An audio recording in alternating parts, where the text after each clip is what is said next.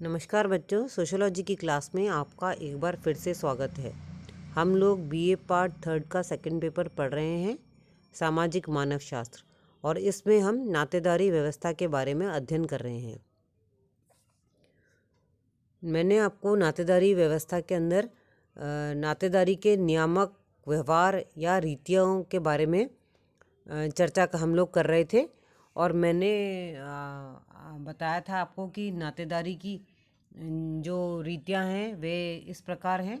सबसे पहले है परिहार, सेकंड है परिहास, थर्ड माध्यमिक संबोधन, थर्ड है पितृश्रेय, और फिफ्थ है सहप्रसविता। हम लोग पहली दो जो हमारे नातेदारी की रीतियां हैं इस पे हम लोग चर्चा पहले ही कर चुके हैं। आज हम हमारी बाकी की जो 3 नातेदारी की जो रीतियां हैं, किनशिप यूसेजेस हैं, उसके बारे में चर्चा करेंगे। लेकिन इससे पहले मैं आपको एक बार वापस से नातेदारी के जो नियामक व्यवहार या रीतियां हैं इसके बारे में बता देती हूँ शॉर्ट में। समाज में 2 संबंधियों के बीच किस प्रकार के व्यवहार होंगे, इसके नियम बने होते हैं, जिन्हें हम नातेदारी के नियामक व्यवहार या नातेदारी की रीतियां कहते हैं। तो हम लोगों परिहार एवं परिहास के बारे में हम लोग पहले अध्ययन कर चुके हैं। आज हम अध्ययन करेंगे सबसे पहले माध्यमिक संबोधन के बारे में। माध्यमिक संबोधन यानी कि टैक्नोनिमी। कई समाजों में ऐसे नियम हैं जहाँ संबंधी को उसके नाम से पुकारना मना है। उसे पुकारने के लिए किसी अन्य व्यक्ति को माध्यम बनाया जाता है, इसलिए ही उसे माध्यमिक संबोधन कहते हैं। उदाहरण के लिए भारतीय समाज में एक स्त्री अपने पति को पुकारने के लिए पुत्र या पुत्री का नाम लेकर पुकारती है, जैसे अमुक के पिताजी या अमुक की माँ आदि। टायलर ने सर्वप्रथम माध्यमिक संबोधन शब्द का मानव शास्त्रीय साहित्य में प्रयोग किया। अब नेक्स्ट है मातुल्य, एवेंकुलेट। यह प्रथा मातृ सत्तात्मक परिवारों में पाई जाती है, जहां मामा अपने भांजे भांजियों के जीवन में प्रमुख स्थान रखता है।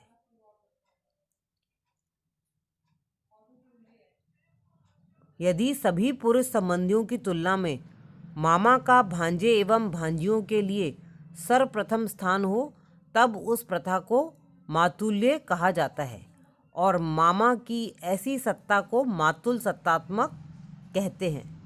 यदि भांजे भांजी अपने मामा के घर पर ही रहकर बड़े होते हों तो उसे हम मातृस्थानीय निवास कहते हैं। मातुल्य प्रथा मातृ सत्तात्मक समाज की सामान्य विशेषता है।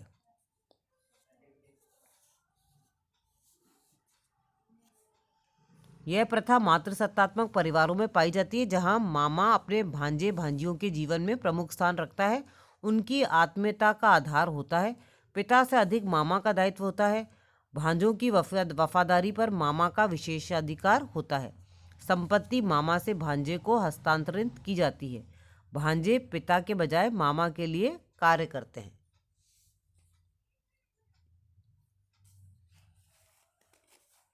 अब है पितृश्रेय, एमिटेट।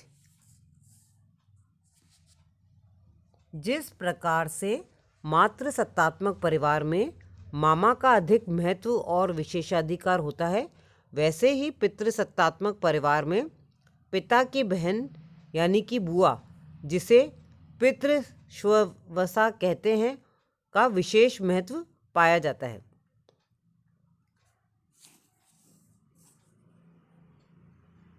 डॉक्टर रिवर्स ने बैक्सद्वीप में इस प्रथा का प्रचलन पाया है। वहाँ बुआ ही भतीजे के लिए वधू ढूंढती है। भतीजा माँ से अधिक बुआ का सम्मान करता है। वही बुआ की संपत्ति का उत्तराधिकारी होता है और उसकी संपत्ति को मनमाने ढंग से खर्च कर सकता है। भारत में टोडा जनजाति में बच्चे का नामकरण बुआ करती है। कुछ जनजातियों में बुआ ही दाह संस्कार की क्रिया करती है। दक्षिणी अफ्रीका की जनजातियों में भी बुआ के सम्मान की यह प्रथा प्रचलित है। इस प्रथा के बारे में चैपल तथा कून का मत है कि जिन संबंधियों से विवाह के बाद सामाजिक अंतरक्रिया शिथिल होने की संभावना होती है, उन्हें सतत बनाए रखने के लिए इस प्रथा का प्रचलन हुआ। बुआ विवाह के बाद दूसरे परिवार में चली जाती है, अतः अपने जन्म के परिवार से संपर्क बनाए रखने के लिए ही पितृश्रेय प्रथा का प्रचलन हुआ। अब हमारी जो लास्ट की ये रीति है वह है सह प्रसविता या सहकष्टी, काउवेड, इसे इंग्लिश में कहते हैं काउवेड। इस प्रथा का संबंध प्रसव काल से है। कुछ जनजातियों में ऐसी प्रथा है कि जब पत्नी के संतान होने वाली हो तब पुरुष को उन सारे निषेधों का पालन करना पड़ता है जिनका पालन उसकी पत्नी करती है। वह भी उसी प्रकार के कष्टों को झेलता है जो कष्ट प्रसवा को होते हैं। वह भी पथ्य का भोजन करता है।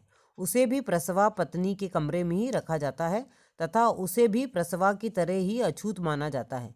भारत में खासी व टोडा जनजाति में यह प्रथा प्रचलित है। एक खासी पति को पत्नी की तरह नदी पार करने की उस समय तक मनाही रहती है जब तक कि संतान होने के बाद देवी देवताओं की पूजा नहीं कर ली जाती। इस प्रथा के प्रचलन के कारणों पर प्रकाश डालते हुए मानव शास्त्रियों ने भिन्न भिन्न तर्क दिए हैं। मेलिनोव्स्की ने सह प्रसविता को वैवाहिक संबंधों को अधिक दृढ़ बनाने और पैतृक प्रेम प्राप्त करने का एक सामाजिक क्रियातंत्र माना है। कुछ विद्वान इसकी मनोवैज्ञानिक व्याख्या करते हैं। उनकी मान्यता है कि इससे पति पत्नी के परस्पर प्रेम का विकास होता है। पत्नी को यह जानकर मानसिक संतोष होता है कि उसका पति भी उसके कष्ट में हिस्सेदार है और वह भी उसके कष्ट को महसूस करता है। कुछ जनजातियों में इस प्रथा के प्रचलन का कारण माता व पिता पर प्रतिबंध लगाकर उनको जादू टोने के बुरे प्रभाव से बचाए रखना है कि नवजात शिशु कुशलता से जन्म ले सके।